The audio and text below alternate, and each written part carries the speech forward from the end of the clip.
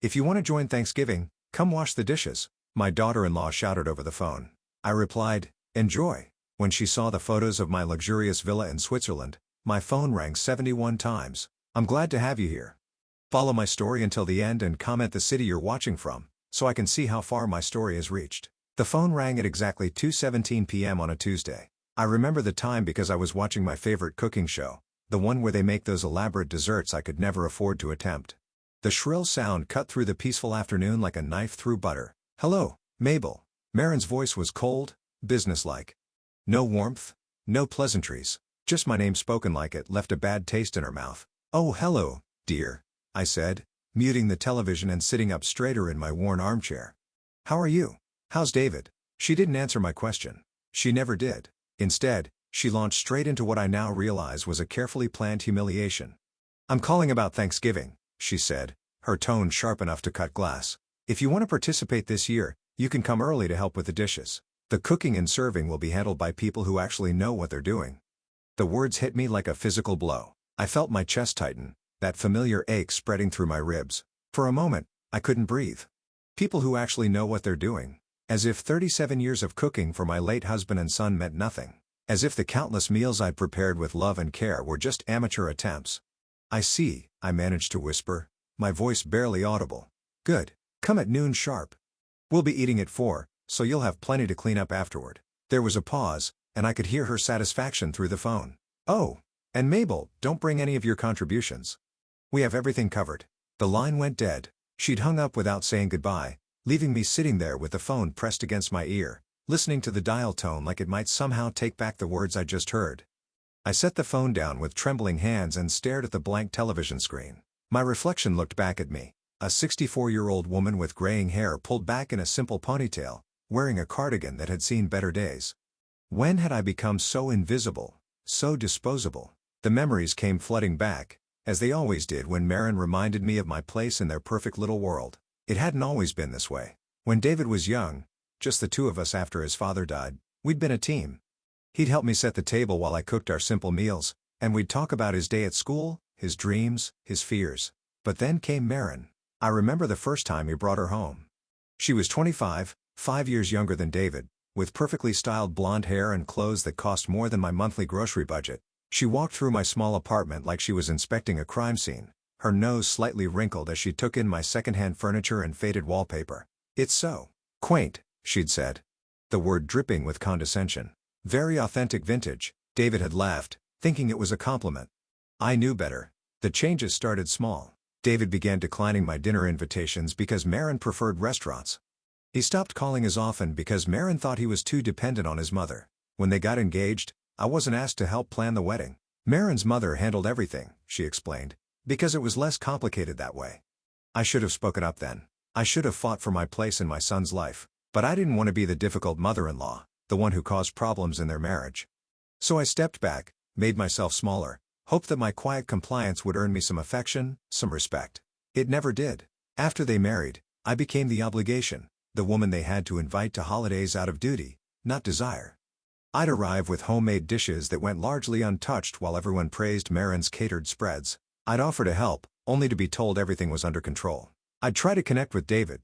But Marin was always there, steering conversations away from our shared memories toward topics that excluded me. The worst part wasn't the exclusion itself. It was watching my son allow it to happen. David, the boy who used to curl up beside me when thunderstorms scared him, who'd insisted I read him one more story every night, had grown into a man who sat silently while his wife treated me like hired help. I walked to my small kitchen and put the kettle on for tea, a ritual that had comforted me through countless difficult moments over the years. As I waited for the water to boil, I caught sight of my reflection in the window above the sink. When had I started looking so defeated? When had my shoulders begun to curve inward, as if I were trying to make myself invisible? The apartment around me told the story of my diminished life. One bedroom, one bathroom, a living area that served as both dining room and entertainment center. The furniture was clean but worn, collected over decades from thrift stores and garage sales. The walls were bare except for a few photographs of David growing up, photos that Marin had never shown any interest in seeing. I'd been living here for 8 years, ever since I could no longer afford the small house where David grew up. The rent was manageable on my modest pension. I'd convinced myself it was cozy, not cramped. But now, Thinking about Marin's pristine house with its granite countertops and professional-grade appliances, I felt the weight of my reduced circumstances more heavily than ever.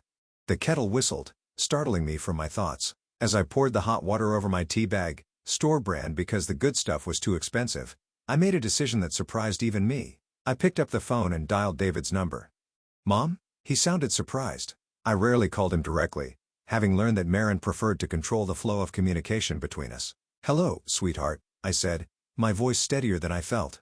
"I just wanted to let you know that I won't be coming to Thanksgiving this year." There was a long pause. "What? Why not?" "I think it would be better if you just had it with Marin's family." "No need to complicate things." "Mom, don't be ridiculous. Of course you're coming." "Marin just called you, didn't she?" The way he said it told me everything. He knew exactly what his wife had said to me. He'd probably been sitting right there when she made the call, listening to her reduce his mother to a dishwasher. "Yes, she did. And I've decided I have other plans." "What other plans?" His voice carried a note of irritation, as if my having a life outside of serving his family was somehow inconvenient. I looked around my empty apartment, at the silence that had become my constant companion, at the life I'd allowed to become so small that my absence wouldn't even leave a noticeable gap. "I'm going to do something just for me," I said quietly. "Enjoy your Thanksgiving, David." I hung up before he could respond, before I could lose my nerve and take it all back. For the first time in years, I'd said no to them. It felt terrifying and liberating all at once. As I sipped my tea in the gathering dusk, I had no idea that this moment of quiet rebellion would change everything. I had no idea that the phone call I'd receive tomorrow would offer me a way out of this prison I'd built around myself, brick by brick, compromise by compromise. But deep in my chest, beneath the hurt and humiliation, something small and fierce was beginning to stir. Something that had been sleeping for far too long was finally starting to wake up. The letter arrived the next morning, Wednesday, in an expensive cream envelope with my name written in elegant script. I almost threw it away, assuming it was another charity solicitation, but something about the weight of the paper made me pause. The return address read, Pemberton Hayes and Associates, Attorneys at Law, from a firm in Hartford, Connecticut. My hands shook as I opened it. Nobody sends good news through lawyers, I thought, already imagining some final debt of my late husband's coming back to haunt me. "Dear Mrs. Eleanor Mabel Prescott," it began, using my full name in a way that made me sit up straighter. Nobody had called me Eleanor in decades. "We regret to inform you of the passing of Mrs. Cordelia Whitmore Ashford, who died peacefully at her estate on October 15th. As per her last will and testament, you have been named as a beneficiary. Please contact our office at your earliest convenience to arrange the transfer of assets." I read the letter 3 times before the words began to make sense. Cordelia Whitmore Ashford. The name transported me back 45 years, to a time when I was a different person entirely. Eleanor Cordelia Fairchild. That had been my name then, before I became Mabel Prescott, before I chose love over luxury and never looked back. I was 19, fresh out of finishing school, and heir to the Fairchild textile fortune. My family owned mills throughout New England, and our name opened doors that others could only dream of walking through. I'd been rebellious, even then. While my friends were making suitable matches with men from families like ours, I'd fallen head over heels for Tommy Prescott, a mechanic who worked at the garage where I'd taken my car for repairs. He was honest and kind, and made me laugh in ways that my proper suitors never had. He saw me as Eleanor, not as a Fairchild fortune with legs. When I told my parents I intended to marry him, they were horrified. My father threatened to disown me.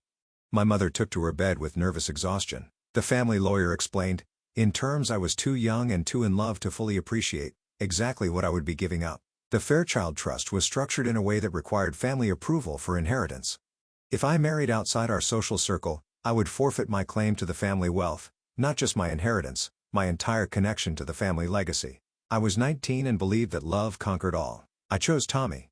The day after our small wedding ceremony, attended only by Tommy's family and a few friends, I received a formal letter from the same law firm that had just contacted me 45 years later. I was no longer a Fairchild. My trust fund was dissolved. My inheritance revoked. I was free to live my new life, but I would do it without the safety net I'd known since birth. I never regretted it. Tommy and I had 30 wonderful years together before the cancer took him. We struggled financially. His mechanic's salary and later his small pension weren't much, but we were happy. We raised David in a home filled with love, even if it lacked the material luxuries I'd grown up with. After Tommy died, I'd had to sell our little house and move to this apartment. David was already married to Marin by then, building his own life. I never told him about the family I'd left behind, about the wealth I'd walked away from. I thought it would only make him feel guilty about our modest circumstances, or worse, resentful that I'd chosen poverty over privilege. Now, sitting in my small kitchen with this letter in my trembling hands, I wondered if that had been a mistake. I called the law firm immediately. The receptionist transferred me to Mr. Pemberton himself, who spoke with the kind of refined accent I remembered from my childhood. "Mrs. Prescott," he said warmly. "Or should I say Miss Fairchild? Cordelia spoke of you often." "She did." My voice came out as barely a whisper. "Oh, yes. She followed your life with great interest. When she learned you'd married for love and left the family, she said you were the bravest woman she'd ever known. She never married herself, you know. Said she could never find a man worth giving up her independence for. Cordelia had been my closest friend during our finishing school years. We'd lost touch after my marriage, but apparently she'd never forgotten me." "The bequest is quite substantial," Mr. Pemberton continued. "A villa in Switzerland, along with the contents and a trust fund to maintain it." Cordelia felt that someone who'd once given up everything for love deserved to spend her later years in comfort. I couldn't speak. The room seemed to tilt around me. "Mrs. Prescott, are you there?" "I'm here," I managed. I can't believe this is real." "It's very real." Cordelia was quite specific in her instructions. "The villa has been maintained in pristine condition, waiting for you. When would you like to arrange to see it?" When I hung up the phone 20 minutes later, I had detailed information about a property I owned in a country I'd never visited. The villa was located near Lake Geneva, with views of the Alps. It had been Cordelia's private retreat, furnished with antiques and art she'd collected over her lifetime. The trust fund would provide more income than I'd seen in decades. I sat in my kitchen, staring at the photographs Mr. Pemberton had emailed to me on my ancient laptop. The villa was breathtaking. Stone walls covered with ivy, tall windows that overlooked terraced gardens, rooms filled with elegant furniture that probably cost more than I'd spent on everything I owned. For the first time since Tommy died, I felt something other than resignation about my future. I felt possibility, but with possibility came fear. What did I know about living in Switzerland? About managing property and trusts? About being the kind of person who owned a villa instead of renting a one-bedroom apartment? My phone rang, interrupting my spiraling thoughts. David's name appeared on the screen.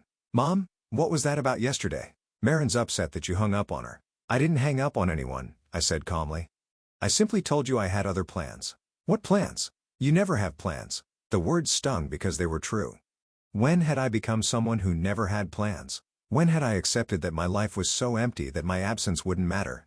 "Maybe it's time I started having plans," I said. "Mom, you're being dramatic. Just come to Thanksgiving." Marin didn't mean anything by what she said. I looked again at the photos on my computer screen. At the life Cordelia had left me. At the chance she'd given me to remember who I used to be before I made myself so small. "Actually, David, I think I might be traveling for Thanksgiving." "Traveling? Where?" I could hear the disbelief in his voice. Poor old Mom. Traveling?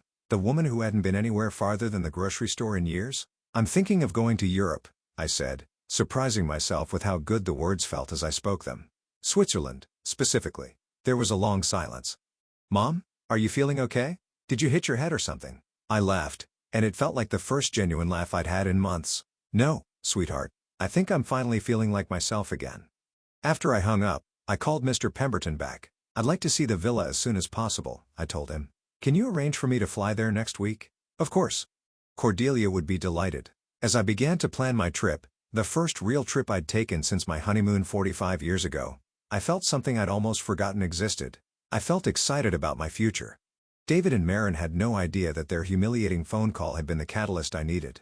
They thought they were putting me in my place, reminding me that I was the poor relation who should be grateful for scraps of attention. Instead, they'd reminded me that I'd once been brave enough to choose my own path, even when it cost me everything I'd known. Maybe it was time to be that brave again. The plane touched down in Geneva on a crisp Monday morning, exactly 1 week after Marin's humiliating phone call. I pressed my face to the small window, watching the Swiss Alps emerge from the clouds like something from a fairy tale. My heart hammered against my ribs, not from fear of flying, which I'd managed better than expected, but from the enormity of what I was about to discover. Mr. Pemberton had arranged everything. A driver waited for me at the airport, holding a sign with my name, my real name, Eleanor Fairchild, written in careful script. He was a middle-aged Swiss man named Klaus, who spoke perfect English with a slight accent that made everything sound more elegant. "Welcome to Switzerland, Madam Fairchild," he said, taking my single-worn suitcase. "Mrs. Ashford spoke of you many times. She was very eager for this day to come." As we drove through the countryside, Klaus told me about Cordelia's final years. "She'd lived quietly at the villa," he said, tending her gardens and reading voraciously. She'd never married, never had children, but she'd maintained friendships with people all over the world through her extensive correspondence. She received a letter from someone in your town, Klaus said, glancing at me in the rearview mirror, about 2 months ago. After she read it, she called the lawyers immediately to make sure everything was in order for you. My stomach tightened. A letter from my town? Yes, from a woman who knew your family. She had seen you at the local market and recognized you from photographs in old society papers. She wrote to Mrs. Ashford about how difficult your circumstances appeared to be. I closed my eyes, embarrassment washing over me. Someone had written to Cordelia about poor Mabel Prescott, the former heiress living in a tiny apartment, shopping with coupons, wearing clothes that had seen better decades. The thought of being pitied by my childhood friend made my cheeks burn. Mrs. Ashford was not pitying you, Klaus said gently, as if reading my thoughts. She was angry, very angry.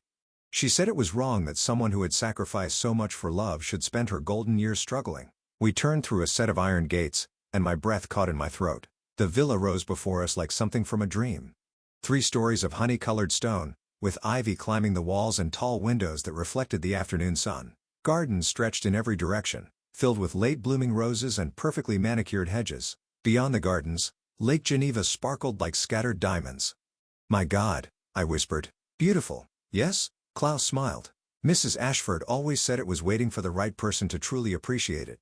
He parked in front of the main entrance, where an older woman in a crisp gray dress waited on the steps. Klaus introduced her as Mrs. Hoffman, the housekeeper who had cared for the villa for the past 15 years. Madame Fairchild, she said with a slight curtsy that made me feel simultaneously ridiculous and regal.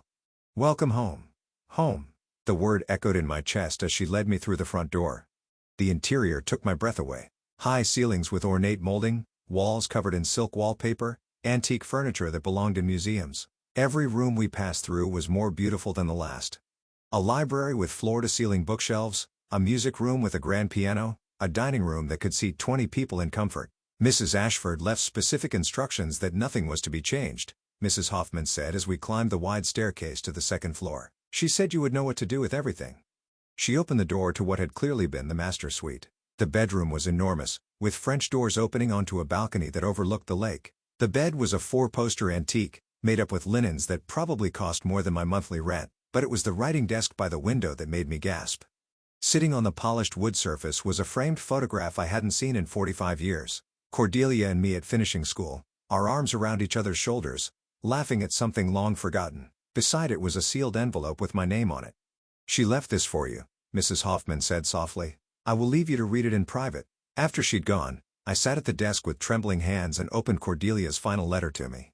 My dearest Eleanor, it began in her familiar handwriting, though shakier now with age. If you are reading this, then you have finally come home to yourself. I had to stop reading to wipe my eyes. I never forgot the girl who chose love over money, who walked away from everything she'd known because her heart told her to. You are the bravest of all of us, even if life hasn't always rewarded that bravery as it should have. I followed your story through the years. Yes, I had someone keeping track of you. Don't look so surprised. I knew about your happy marriage, your son, your husband's death.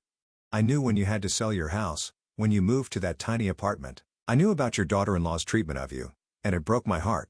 You gave up a fortune for love, and you raised a son who doesn't seem to understand the value of either. But that is his failing, not yours. This villa has been waiting for you, Eleanor. I've kept it perfect because I always hoped that someday you would need a place where you could remember who you really are. Not Mabel the obligation, not Mabel the disappointment, but Eleanor, the woman who is brave enough to choose her own path. The trust fund will provide you with an income of $15,000 per month for the rest of your life. Mrs. Hoffman knows all about managing the household and will teach you everything you need to know. Klaus will drive you wherever you need to go. All you have to do is live, truly live, for the first time in decades. You are 64 years old, my dear friend. You have at least 20 good years ahead of you. Don't waste them being small to make other people comfortable. Be magnificent instead. All my love, Cordelia. P.S. I've left you my camera collection. Remember how you loved photography at school? Perhaps it's time to take it up again. I sat at that beautiful desk as the sun set over Lake Geneva, crying harder than I had since Tommy died. But these weren't tears of grief or self-pity. They were tears of recognition, of coming home to myself after decades of being lost. Mrs. Hoffman knocked softly and entered with a tea service on a silver tray. There is soup warming in the kitchen, she said, and Klaus has brought your luggage up. Shall I unpack for you? Yes, please, I said, then laughed at how natural the words felt. When was the last time someone had offered to help me with anything? That first night, I lay in the enormous bed with its view of the lake, listening to the unfamiliar sounds of a house that was truly quiet. No traffic, no neighbors arguing through thin walls, no sirens in the distance. Just peace. I thought about David and Marin, probably discussing my strange behavior, wondering what had gotten into sensible old mom. They had no idea that their cruelty had been the key that unlocked a door I'd closed 45 years ago. For the first time since Tommy's death, I fell asleep excited about what tomorrow might bring. The next morning, Mrs. Hoffman showed me the rest of the house, the wine cellar, the conservatory filled with exotic plants, the artist's studio on the third floor with its north-facing windows. In the studio, I found Cordelia's camera collection, dozens of vintage and modern cameras arranged in glass cases like precious jewels. Mrs. Ashford said you were quite talented with photography as a girl, Mrs. Hoffman said. She hoped you might take it up again. I picked up a sleek digital camera, surprised by how familiar it felt in my hands despite the decades since I'd held one. Through the studio windows, the Alps stretched endlessly, begging to be captured. Mrs. Hoffman, I said, would Klaus be able to drive me into town today? I think I need to buy some appropriate clothes. She smiled. Of course, madam, though perhaps first you should see the wardrobe Mrs. Ashford left for you. In the walk-in closet adjoining the master bedroom, I found an entire wardrobe in my size. Elegant dresses, tailored slacks, cashmere sweaters, even jewelry and scarves. Everything was classic, expensive, and timeless. How did she know my size? I asked, running my hand over a beautiful wool coat. She had your measurements from the woman who wrote to her, Mrs. Hoffman said matter-of-factly. She wanted you to have everything you needed to step into your new life immediately. As I changed from my discount store clothes into a perfectly fitted cashmere sweater and wool slacks, I caught sight of myself in the full-length mirror. The woman looking back at me was still recognizably me, but she stood straighter, her shoulders back, her chin up. She looked like someone who belonged in a place like this. For the first time in decades, I looked like Eleanor Fairchild again. That afternoon, Klaus drove me through the nearby village, where I opened a Swiss bank account and learned about my new financial reality. $15,000 a month was more money than I'd seen in years. The banker, a distinguished gentleman who had known Cordelia well, assured me that the trust was ironclad and would continue for the rest of my life. Mrs. Ashford was very specific. He said, "You are to want for nothing, ever again." As we drove back to the villa, I asked Klaus to stop at a small cafe overlooking the lake. I ordered coffee and pastry, real pastry, not the store-bought cookies I'd been subsisting on, and pulled out one of Cordelia's cameras. The afternoon light was perfect, casting everything in a golden glow. I began taking pictures of the lake, the mountains, the medieval buildings, the swans gliding across the water. With each click of the shutter, I felt more like myself, more alive than I'd been in years. When I reviewed the photos later that evening, I was surprised by how good they were. My eye for composition hadn't been lost, just dormant. That night, I sat at the writing desk and composed my first social media post in years. I'd rarely used Facebook, but I still had an account that David had helped me set up years ago. I selected the most beautiful photo from the day, the lake at sunset, with the Alps reflected in the still water, and posted it with a simple caption, "New adventures begin with a single step." I didn't mention where I was or how I'd gotten there. I didn't explain anything. I simply shared a moment of beauty with the world. Within an hour, the post had received more likes and comments than anything I'd ever shared. Old friends from high school, distant relatives, even some of David's friends were commenting on the stunning photograph and asking where I'd taken it. I smiled and closed the laptop without responding to any of them. Let 'em wonder. For the first time in my life, I was under no obligation to explain myself to anyone. As I prepared for bed in my beautiful room, I caught sight of myself in the mirror again. The woman looking back at me was transformed, not just by the expensive clothes or the elegant surroundings, but by something deeper.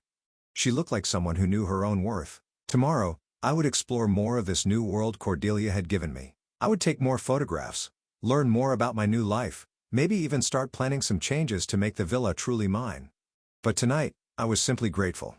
Grateful for a friend who had never forgotten me, grateful for a second chance I'd never expected, and grateful for the courage to take it. 3 weeks had passed since I'd arrived at the villa, and I was becoming someone I hadn't been in 45 years.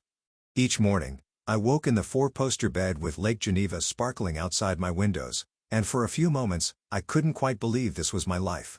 Mrs. Hoffman had become more than a housekeeper. She was my guide into a world I'd almost forgotten existed.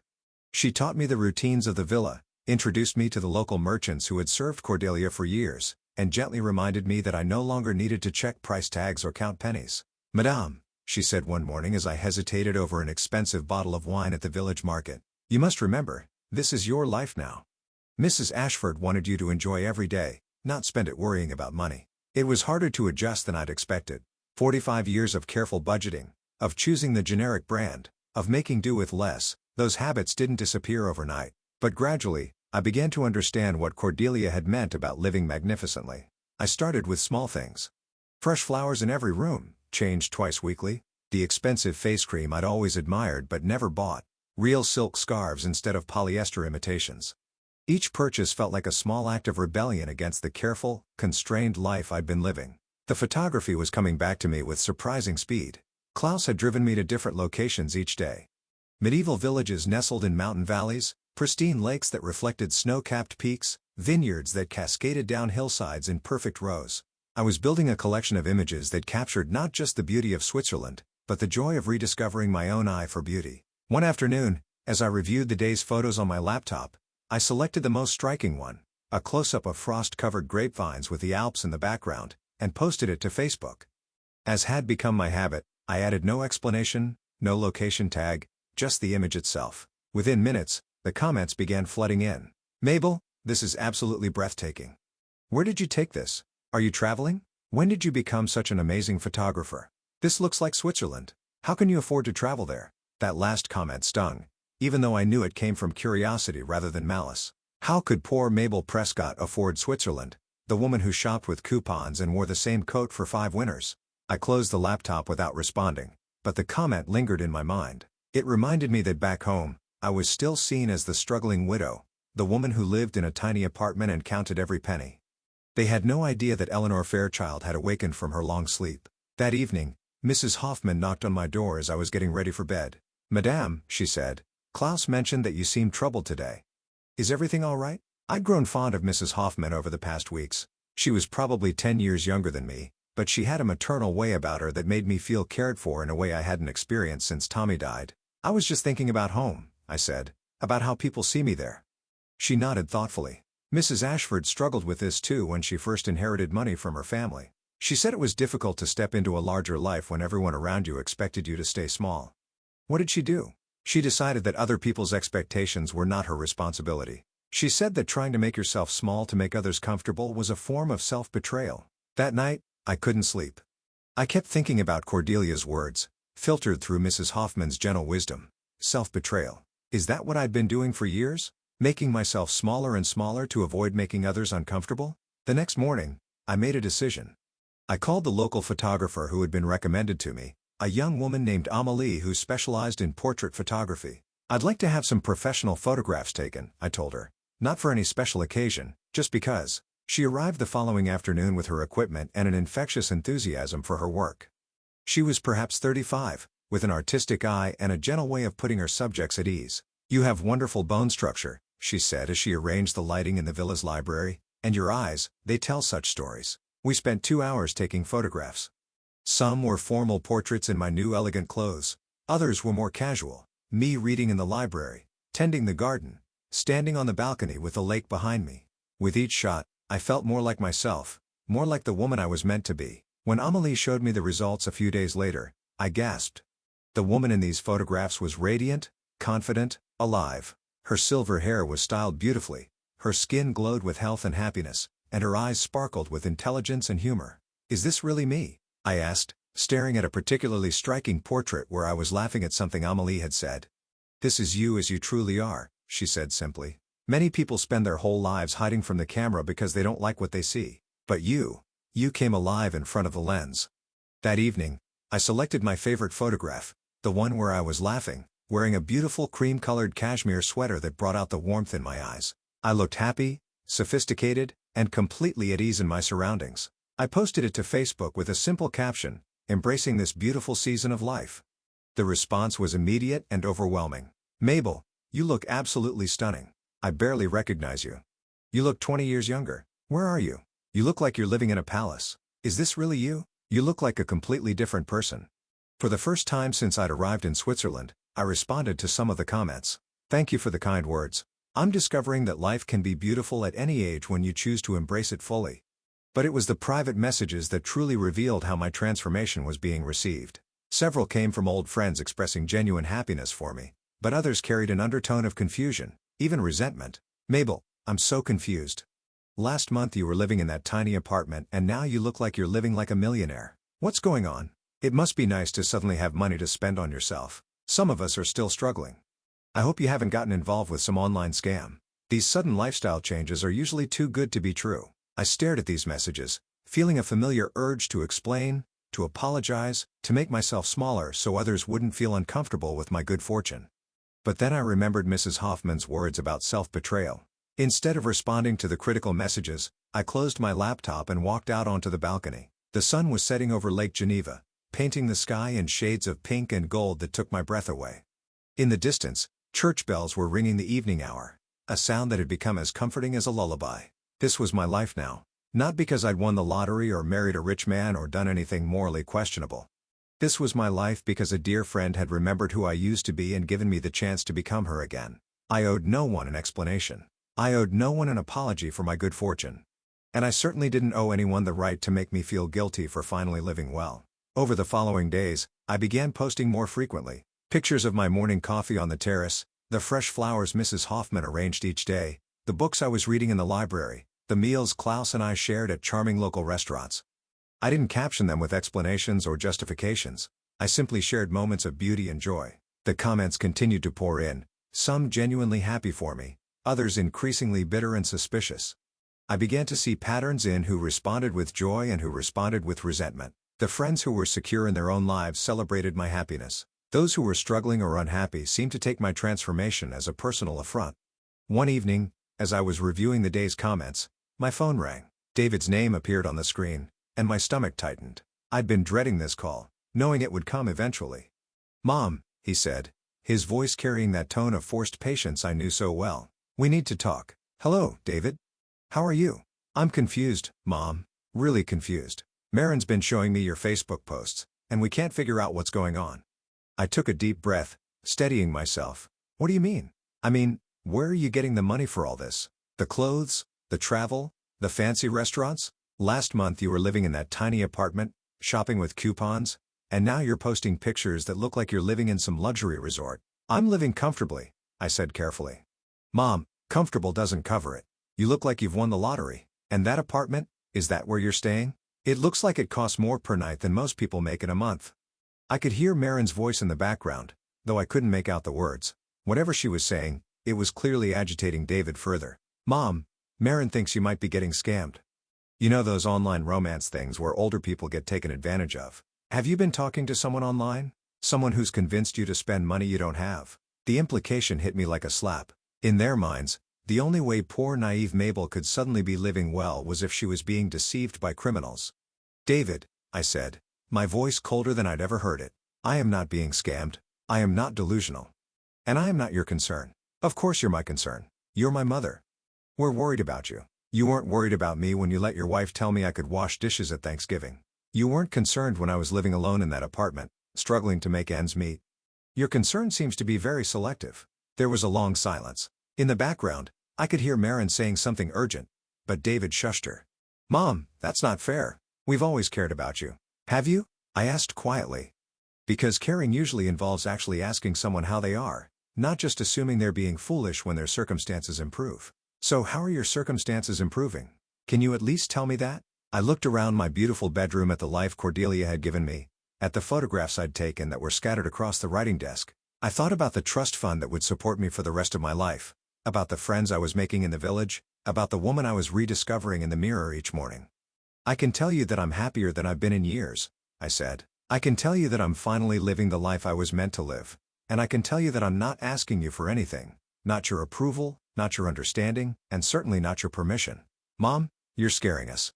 "You're good," I said, surprising myself with how much I meant it. "Maybe it's time you were a little worried about losing me, instead of assuming I'll always be there to accept whatever scraps of attention you decide to throw my way." I hung up before he could respond, my heart pounding with a mixture of fear and exhilaration. I'd just burned a bridge I'd spent decades trying to cross, but as I looked out at the lake glowing silver in the moonlight, I realized I didn't want to cross that bridge anymore. I wanted to build something new, something better, something worthy of the woman I was becoming. The next morning, Mrs. Hoffman brought my coffee with a knowing smile. "You look lighter today, madam," she said. "Like a weight has been lifted." "I think it has," I said, raising my cup and a small toast to the new day. "I think it finally has." The morning after my conversation with David, I woke to find 17 missed calls on my phone. 17. I stared at the screen in disbelief as I counted them. 12 from David, 3 from numbers I didn't recognize, and 2 from what appeared to be Marin's cell phone, though she'd never called me directly before. My voicemail was full as I listened to the messages over my morning coffee served by Mrs. Hoffman on the finest china. I felt like I was watching a slow-motion car accident unfold. David's first message was apologetic. "Mom, I'm sorry about how that call ended. Please call me back. Marin and I are just worried about you." By the fifth message, his tone had shifted to frustration. "Mom, this silent treatment isn't helping anyone. We need to know what's going on. This isn't like you." The later messages grew increasingly desperate. "Mom, please, I've been calling all night. I'm starting to think something's really wrong. Just call me back so I know you're okay." But it was Marin's messages that truly revealed the depth of their panic. "Mabel," her voice was tight with barely controlled hysteria. "I don't know what kind of game you're playing, but it needs to stop. David hasn't slept all night. You can't just disappear and post these ridiculous pictures without explaining yourself." The second message from her was even more revealing. "Look, I know we haven't always seen eye to eye, but David loves you. He's talking about flying to Switzerland to find you. Do you have any idea how much that would cost? Just call us back and explain what's happening." I set the phone down and walked to the French doors that opened onto my balcony. The morning mist was lifting from Lake Geneva, revealing the Alps in all their snow-capped glory. Somewhere across the ocean, my son and his wife were losing sleep over my silence, but for the first time in years, I had slept peacefully through the night. Mrs. Hoffman appeared with fresh pastries from the village bakery. "Difficult news from home?" she asked gently, noticing my expression. "My son is concerned about my well-being," I said carefully. She nodded knowingly. "Adult children often struggle when their parents begin to live independently. They prefer you to need them, even if they don't particularly want to help." Her words struck me like a physical blow because they were so accurate. David did prefer me to need him. It made him feel like a good son without requiring much actual effort on his part. My independence threatened the comfortable dynamic where he could feel virtuous with minimal investment. I decided not to return the calls immediately. Instead, I spent the morning in the village with Klaus, visiting the farmer's market and selecting fresh ingredients for a cooking lesson with the villa's part-time chef, Henri. I was learning to make proper French pastry, something I'd always wanted to try but never had the time or resources for. As Henri taught me to fold butter into dough for croissants, I felt a peace I hadn't experienced in decades. My hands worked the delicate pastry while my mind focused on the technique, the precision, the artistry of creating something beautiful from simple ingredients. "Magnifique!" Henri exclaimed as my croissants emerged from the oven, golden and perfectly flaky. "You have natural talent, madam." I photographed the croissants on the marble countertop with the morning light streaming through the kitchen windows. The image was simple but elegant: the golden pastries, a cup of coffee and fine porcelain, and in the background, a glimpse of the lake through the window. I posted the photo with a caption: "Learning new skills at any age brings such joy. Today's accomplishment: homemade croissants." The response was immediate and intense. Within an hour, the post had dozens of comments, but these were different from the previous ones. There was an edge of desperation in many of them. "Mabel, your son has been posting everywhere looking for you. Please call him. Are you okay? David says you're not answering your phone. This is getting ridiculous. Just tell people where you are and how you're affording this lifestyle." But it was the direct messages that truly revealed the storm I'd unleashed. From a neighbor: "Mabel, I ran into David at the grocery store and he's beside himself. He thinks you might be having some kind of breakdown. He showed me your pictures and honestly, I'm confused too. How did you go from struggling to pay rent to living like this?" People are starting to talk. From an old coworker: "I don't mean to pry, but some of us are wondering if you might be in some kind of trouble. The sudden lifestyle change, the mysterious location, not answering your family's calls. It all seems very suspicious." From David's friend's wife: "I hope you know what you're doing. David is devastated. Marin says he's been awake for 2 days straight trying to figure out where you are. Is this really worth destroying your relationship with your only child?" That last message made me set down my phone with shaking hands. Destroying my relationship with my only child. As if I was the one who had spent years allowing that relationship to deteriorate through neglect and disrespect. My phone rang again. This time it was a number I didn't recognize with an area code from home. "Hello?" I answered cautiously. "Mrs. Prescott, this is Officer Martinez with the local police department. Your son filed a welfare check request. He's concerned that you might be missing or in danger." My heart stopped. "I'm not missing, officer. I'm traveling." "I understand that, ma'am, But your son says you're not responding to his calls and your recent social media activity suggests you might be in a vulnerable state. He's worried that someone might be taking advantage of you. The humiliation burned in my chest. My own son had called the police on me because I was living too well for his comfort. Officer Martinez, I said, my voice steadier than I felt, I am a 64-year-old woman of sound mind. I am traveling of my own free will. I am not in danger and I'm not being taken advantage of. My son's concerns, while perhaps well-intentioned, are unfounded. Ma'am, would you be willing to call him just to put his mind at ease? I looked around my beautiful kitchen at the croissants I'd made with my own hands, at the life I'd built in just a few weeks. Then I thought about David sitting in his perfect house with his perfect wife, so disturbed by my happiness that he'd called the police. I'll consider it, I said. Thank you for checking on me. After I hung up, I sat in silence for a long time. Mrs. Hoffman found me there an hour later, staring out at the lake. Bad news, she asked. My son called the police because I haven't returned his calls. She raised an eyebrow. Ah, the adult child panic response. Mrs. Ashford experienced something similar when she first inherited her money. Her nephew tried to have her declared incompetent because she started traveling and buying art. What did she do? She invited him to visit. Let him see for himself that she was quite capable of managing her own affairs. Sometimes the only way to stop the speculation is to show them the reality. That evening, I finally called David back. He answered on the first ring. Mom, thank God. Where are you? Are you okay? We've been going crazy with worry. I'm fine, David. I'm in Switzerland. Switzerland? How did you get to Switzerland? Mom, the police called today. I had to file a welfare check because you weren't answering your phone. I closed my eyes, trying to find patience I wasn't sure I possessed. You called the police on me because I didn't answer my phone for one day? It wasn't just one day, and it's not just the phone calls. Mom, your Facebook posts. You're posting pictures of places that cost thousands of dollars a night. Where are you getting this money? I inherited it. The silence stretched so long I thought the call had dropped. You inherited it? He finally said. From who? You don't have any family left. From an old friend. Someone I knew before I married your father. What old friend? You never mentioned any rich friends. I could hear Marin in the background, her voice sharp and demanding, though I couldn't make out the words. David, I don't owe you a detailed explanation of my finances. Mom, this is crazy. Last month you were worried about paying your electric bill, and now you're telling me you inherited enough money to live like a millionaire? Do you understand how that sounds? It sounds like my circumstances have improved. It sounds like you're being scammed. His voice rose, desperation creeping in. Mom, these online criminals are sophisticated. They can make fake websites, fake bank accounts, fake everything. They target lonely older women and convince them they've inherited money or won contests. Stop. My voice was ice cold. Just stop. Mom, I'm trying to help you. No, David. You're trying to convince me that I'm too stupid to manage my own life. You're so uncomfortable with the idea that I might be happy, that I might be living well, that you'd rather believe I'm being victimized by criminals. That's not. Mom, we just want to make sure you're safe. You want to make sure I'm still the same pitiful woman who accepts being treated like hired help at family gatherings. You want me to go back to my tiny apartment and my careful budgeting and my grateful acceptance of whatever scraps of attention you decide to throw my way. Mom, please. I'm going to send you the address of where I'm staying, I said. My decision made. You can verify that it's real, that I'm safe, that I'm exactly where I say I am.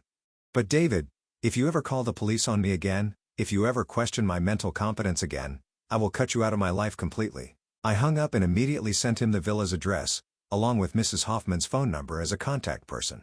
Then I did something that felt both terrifying and liberating.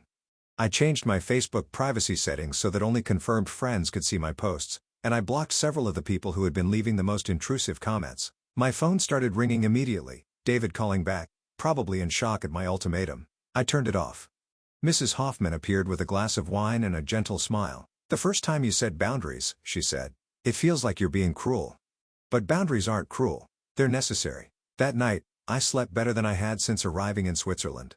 For the first time in years, I'd stood up for myself completely, without apologizing or explaining or trying to make everyone else comfortable with my choices. The next morning brought a new flood of messages, but these felt different. David had clearly shared the villa's address with others, because several messages referenced looking it up online.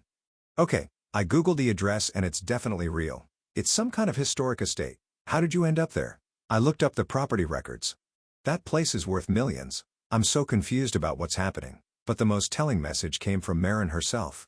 I don't know what kind of con you're running, but David deserves better than a mother who disappears and then threatens to cut him off. You're being selfish and cruel. I stared at that message for a long time. Selfish and cruel. For living well. For being happy. For refusing to accept poor treatment. I screenshotted the message and saved it. Not because I intended to do anything with it, but because I wanted to remember this moment. The moment when my son's wife revealed exactly what she thought of me, and exactly how threatened she was by my transformation. As I sipped my morning coffee on the balcony, watching the swans glide across Lake Geneva, I realized something profound had shifted. I was no longer afraid of their disapproval. I was no longer desperate for their acceptance. For the first time in my adult life, I was free. But freedom, I was about to learn, came with a price. And David and Maren weren't finished trying to drag me back into the small, manageable life they preferred me to live. 2 months had passed since I'd last spoken to David, and the silence had become a gift I hadn't known I needed. Christmas was approaching. My first Christmas in Switzerland. My first Christmas in decades without the weight of obligation pressing down on my shoulders. Mrs. Hoffman had decorated the villa beautifully, with garlands of fresh evergreen and white lights that reflected off the lake like fallen stars. The grand fireplace in the main salon crackled with warmth, and the scent of cinnamon and cloves from her holiday baking filled the air. "Will you miss your traditional celebrations?" she asked one snowy evening as we sat by the fire, she with her knitting, and me with a book of Swiss history. "I thought I would," I said honestly, "but I don't." For years, Christmas meant walking on eggshells, trying not to say the wrong thing, being grateful for the privilege of washing dishes after dinner. "This feels like the first real Christmas I've had in decades," she smiled knowingly. Mrs. Ashford used to say that the holidays revealed the truth about relationships. The people who truly love you want you to be happy, the others want you to be useful. That wisdom proved prophetic when my phone rang on December 23rd. David's name appeared on the screen, and after a moment's hesitation, I answered. "Hello, David." "Mom." His voice was different, smaller, somehow. Less certain. "How are you?" "I'm well. How are you?" We're okay." "Listen, Mom, I wanted to call before Christmas. I've been thinking about everything that happened, and I want to apologize." I set down my book, surprised. "Apologize for what, specifically?" "For calling the police. For assuming you were being scammed. For not trusting you to know your own mind." He paused, and I could hear him struggling with the words. "Maren and I drove by your old apartment last week, and seeing it empty really hit me. You're really gone." "Yes, I am. I looked up that villa online. It's incredible, Mom. I had no idea you had connections to that kind of wealth. There's a lot you don't know about me, David. There's a lot I never told you." "Why didn't you?" "About your family. About your past." I stood and walked to the window, watching the snow fall silently onto the manicured gardens. "How do you explain to your adult child that you'd hidden your past to protect them from feeling guilty about choices made before they were born?" "Because I wanted you to love me for who I was, not what I'd given up. And because I was afraid you'd think less of your father if you knew what I'd walked away from to marry him." "I could never think less of Dad. I know that now. But I was very young when I made those decisions, and I thought I was protecting you both." There was a long silence. Finally, David spoke again, his voice thick with emotion. "Mom, I owe you more than an apology. I owe you, God, I don't even know where to start. The way we treated you, the way I let Maren talk to you, the way I just assumed you'd always be there no matter how little effort I put in. It was wrong. It was all wrong." Tears pricked my eyes, but they weren't tears of sadness.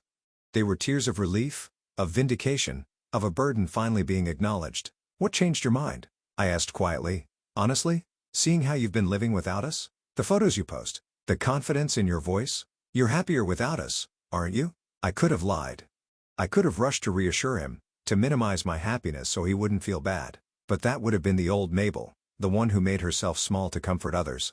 "Yes," I said simply. "I am happier." He let out a shaky breath. "That's what I was afraid of, and what I deserve to hear."